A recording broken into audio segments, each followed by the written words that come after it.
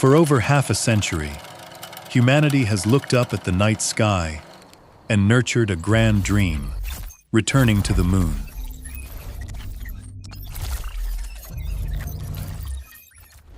With the launch of the Artemis program, our footsteps are once again stepping out of our historical cradle.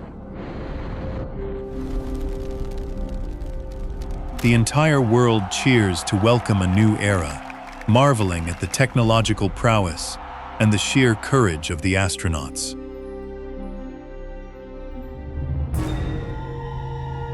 But in that blind euphoria, we have forgotten one thing.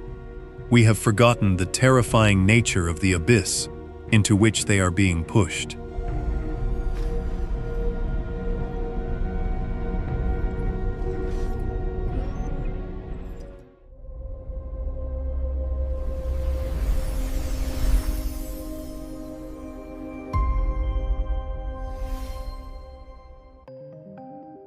Today, this video is not about the glory of victory.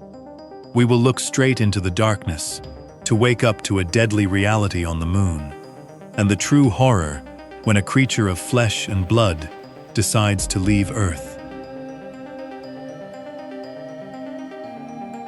Since the dawn of time, poets have always praised the moon as a romantic, gleaming silver sphere. But the truth is, there is no love there. The moon is a cosmic graveyard.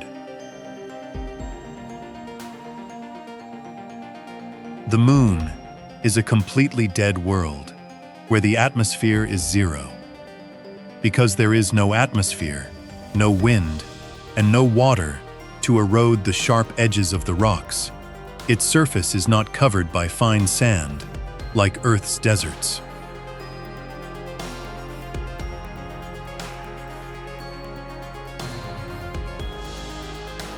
What reigns here is regolith, a layer of lunar dust composed of incredibly sharp and toxic shards of glass.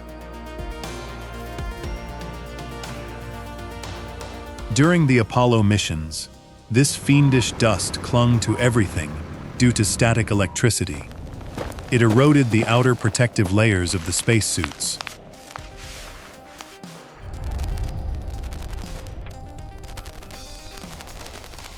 If someone accidentally inhales it, it will lodge deep into their lung tissue, slowly destroying and suffocating them from the inside out, like an incurable cosmic asbestosis.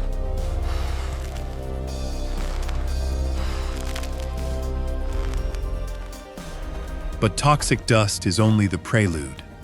Without an insulating atmosphere, stepping into the sunlight will burn you at temperatures of 120 degrees Celsius.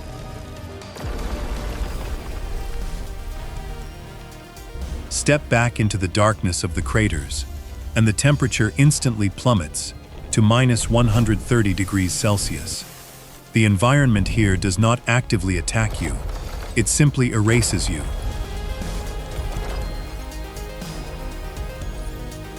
Over 50 years ago, the Apollo astronauts voluntarily ventured into this death zone.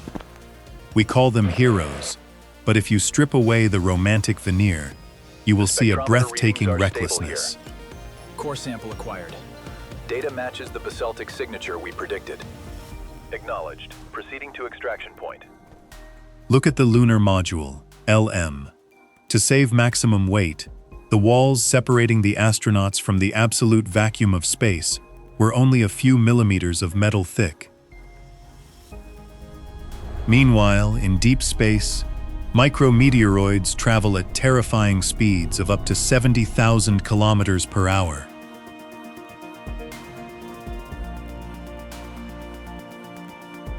If a tiny pebble the size of a grain of sand punctures that fragile hull, disaster strikes in an instant.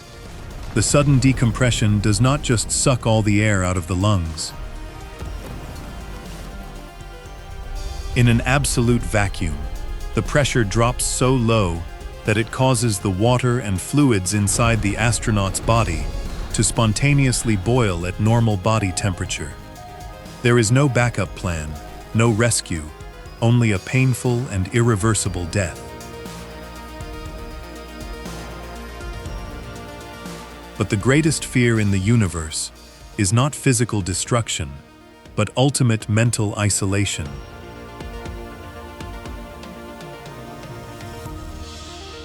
Think about the fate of the command module pilots, most notably Michael Collins. While Neil Armstrong and Buzz Aldrin were making history on the lunar surface, Collins had to remain alone in orbit. Every time his spacecraft swept past the far side of the moon, this massive block of rock completely blocked all radio waves with Earth for 48 minutes. For nearly an hour of each orbit, to Collins, Earth and humanity were as if they had never existed. He was swallowed by eternal darkness, floating in a cramped cabin and staring into an endless void, stretching for billions of light years.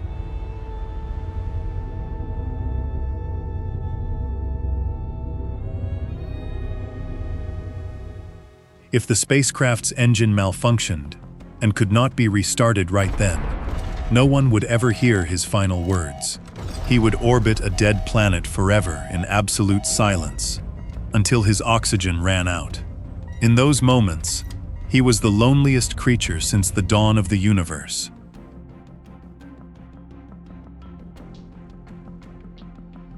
Now, after 50 years of silence, humans are heading back. Our technology has advanced by leaps and bounds. The Orion spacecraft is a safer and smarter engineering marvel. But remember, the universe does not change, and human flesh and bone have never been upgraded.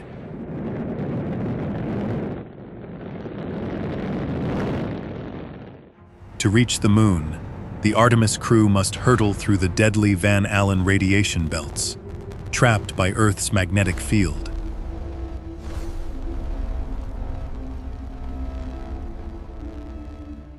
Once in deep space, they completely lose the protective shield of their mother planet, exposing themselves to the fury and solar storms of the sun. They will once again pass by the far side of the moon, facing the ultimate isolation of Michael Collins of yesteryear.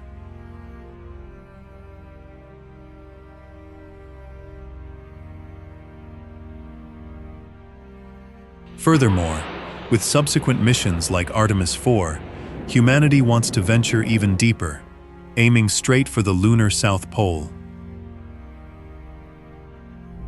This is a land of deep craters, plunged into eternal darkness, where sunlight has never shone for billions of years.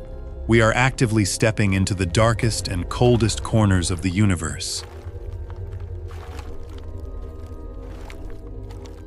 We build rockets, we wear armor, we plant flags on dead worlds, and we delude ourselves into thinking we are conquering space.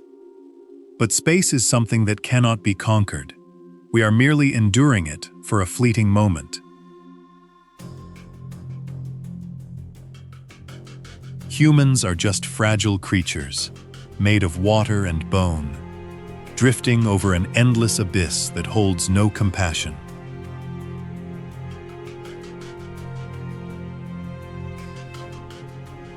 The universe does not wait, does not welcome, and does not care whether we live or die. The deeper we go into the vast ocean of night, the more we truly realize just how small and lonely we are.